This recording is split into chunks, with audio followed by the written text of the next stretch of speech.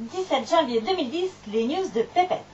Il était une fois, il y a très longtemps, au début de l'humanité, un serpent et un aigle vivant en bonne amitié dans un arbre. Un jour, l'aigle, cédant à des idées obscures, descendit de l'arbre dans le repère du serpent et mangea ses œufs.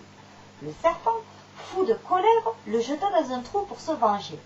Le roi des Tanans, qui ne pouvait pas avoir d'enfant, voyant l'aigle coincé dans le trou, lui proposa de le libérer à condition que celui-ci l'aide à rencontrer la déesse de la fécondité. L'aigle accepta et il put recevoir le breuvage du secret de la déesse lui permettant d'avoir des enfants. Ce vieux mythe des Tanans représente la fin du matriarcat qui, entre nous, est la plus grosse connerie que l'humanité n'ait jamais faite. Depuis, dans la plupart des pays, c'est l'homme qui est le chef de famille. Après des milliers d'années de lutte sociale, la France est devenue un pays laïque prônant l'égalité des sexes. Et pourtant, une jeune femme écrivant et jouant une pièce de théâtre pour dénoncer l'oppression des femmes fut aspergée d'essence par 2 hommes à Paris. Cherchant de l'aide, personne ne lui ouvrit ses portes, excepté le théâtre où elle devait jouer le soir même. Comment se fait-il qu'en France, pays de l'égalité des sexes, du moins en apparence, on en soit revenu à ça?